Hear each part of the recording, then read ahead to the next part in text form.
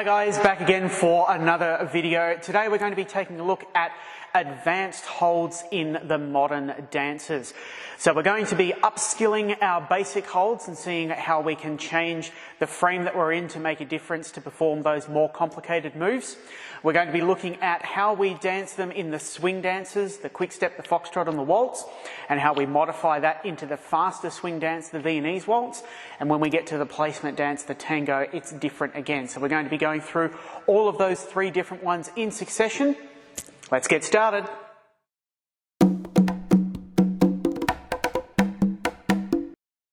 We're going to apply all the things that we know from our basic technique, but we're going to tweak a few things to get closer, to get a little bit lower, to have that nice control and to feel sturdy and stable, particularly when we're performing those faster figures or those figures that have a lot of turning.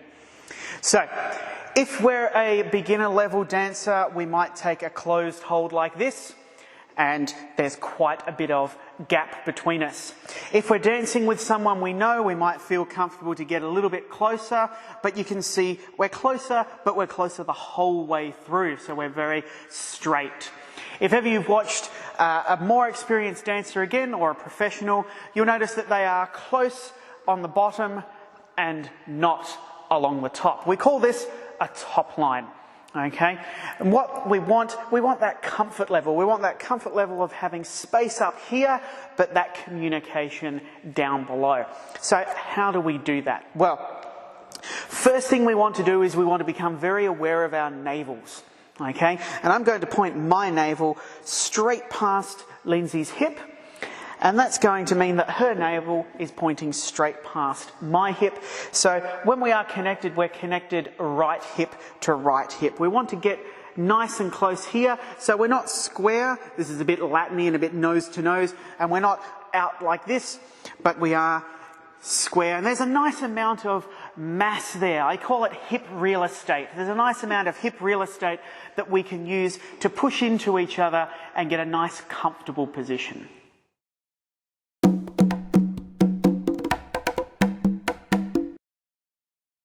Alrighty guys, once we've got used to that slight adjustment side to side so that our navels are in place and we have that hip real estate working for us, we want to really get a push into our partner. But not so much that we're trying to push each other over, we want it to be creative tension, not a creative arm wrestle of the hip.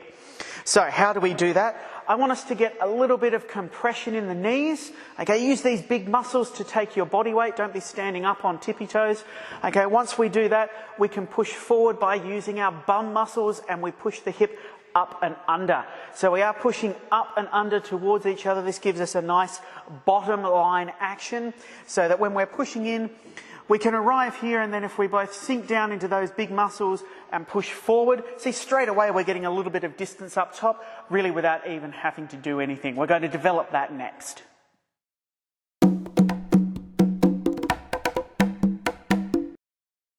Alrighty, so we have our navel locator and our hip real estate working for us. We've learned to tuck in our glutes and come up and under. That pushes our top half away. How do we do that without breaking the back? This is possibly one of the most important things about developing your hold. You don't want to put strain through the lower back. And when we get this nice top line, we want it to be an extension of the upper body, out and away and up, rather than bend backwards from the lower back, which is just really a forward thrust of the hip. We don't want to be Austin Powersing. We want to be projecting nice and gracefully. So how do we do that in practice? I want you to think that there is an elastic band in your sternum here and we are stretching it up and out. You should feel the bottom of your rib cage, both lead and follow, coming forward and out, and that projects this upwards. It is not bend it backwards. So if we get our hip real estate and our glute tucking working for us, we'll feel that start to happen. Then we want to extend it from here rather than here. How does that work? Here we go. Navel alignment, tucking under and extending into the sternum. And you can see here there's a massive amount of room between Lindsay and I. We don't feel cramped at all. There's a nice amount of tension in the frame and we can take this anywhere. There's a lot of control here already.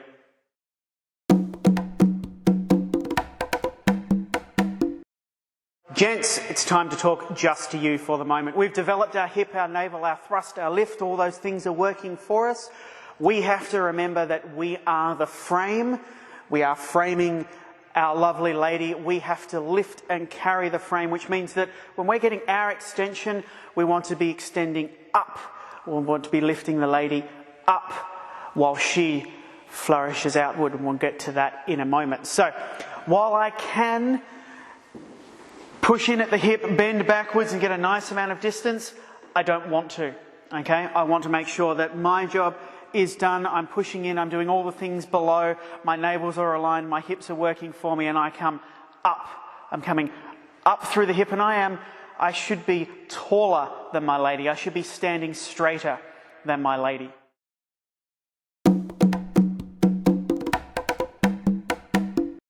It's time to develop this lifting the picture idea, okay? So we've said, gents, you want to be more upright and allow the ladies to flourish outwards. We're now going to put that into what our hands are doing. If you were to pick up a picture frame, you would go under two corners and you would lift up, but you would lift up and in. And that's that inward motion that we want to develop now. When I take my lady in her hold, between these two hands, we want to imagine there's one line of tension from this palm all the way through to this palm. So I pinch her in. And when I pinch her in, I can lift her up with my entire frame. Okay?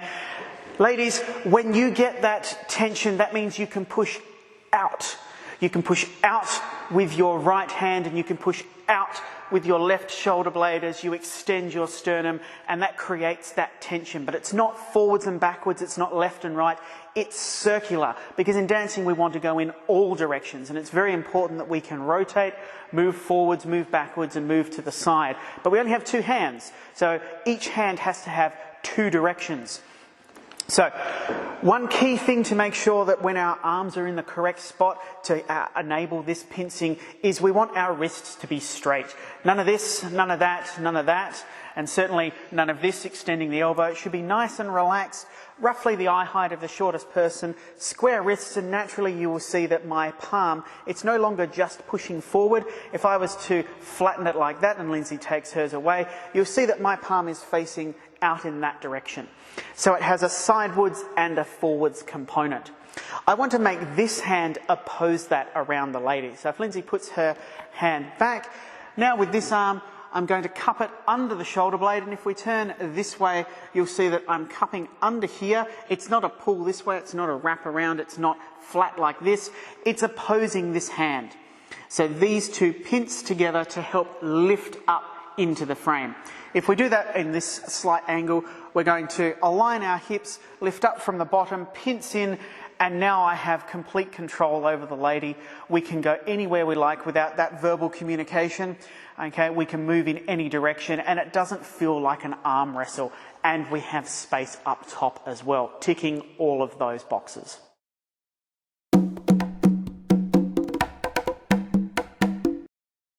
Alrighty, boys and girls, so try that out next time you are dancing waltz, slow or rhythm foxtrot or quickstep. Those, what we call slower swing dances, even though quickstep can get up there, this is where all of those points apply, and you will find that you will be able to do your double reverse spins easier. You'll be able to get to fall away in a cinch. You will be able to do a lot more, a lot faster and a lot more comfortably, and it will feel like you have acres of time because you're moving together faster and smoother. And ultimately, this is what will allow you to enjoy your dancing more.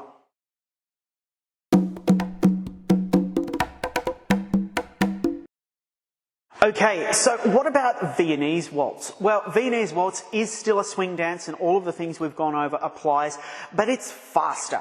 Okay, and we're doing lots of rotation. There is very few steps in a Viennese Waltz where you are not turning about at a rate of knots.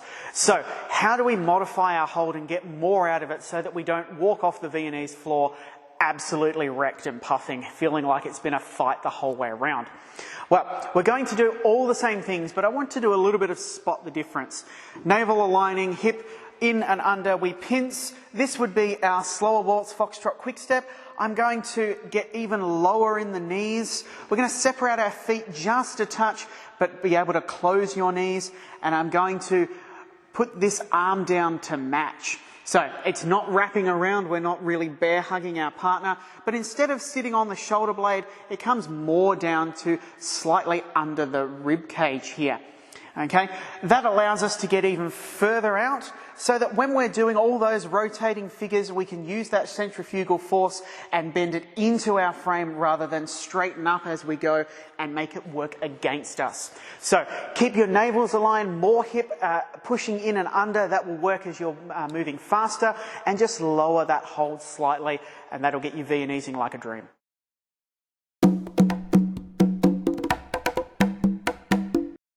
Tango is lower in the frame again, it's lower than Viennese, so that we can get all those combative, stylistic tango moves. We're going to go over the feet later on in a different video, but I want you to think of aligning that hip and sinking as low as you can without making it feel like you're sitting on the toilet.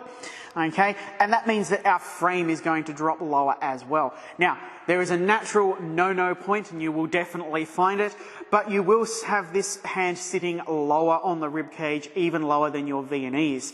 Now, a point, in my opinion, and I know others will contest this, never ever cross the spine with your hand. There is a lot of tension that can go through in your dancing, and you can get some very nasty accidents if you cross the spine. Use that as a nice clock mechanism to tick-tock your hands down. You can approach it, but never cross it. Now, our elbows, this is where we're going to have a slight difference from our swing dancers. The wrists here can actually bend, and you will get a bit more of a pincing action towards, but it should still ultimately go towards inwards, towards each other. Now, ladies, you will be so close up top that your hand will feel comfortable behind the man's arm, not on top of it. Okay, but we still have plenty of space here, and when we use that up and under action, men, you are lifting your picture up. Ladies, you are getting yourself away, and here we have our combative tango stance, and it will be able to move sharply, quickly, aggressively, however you need it to move to get out all those awesome tango figures. Alrighty guys, well thank you for joining us today. We hope you have found that useful, and we hope you do put it to good use when next you are on the floor dancing whatever standard dances you are dancing. Thank you very much for supporting the channel. Keep doing that, and we will keep supplying you with these videos. Do feel free to shoot us a line and ask what you would like to see on the channel, and until we talk to you again, see you later.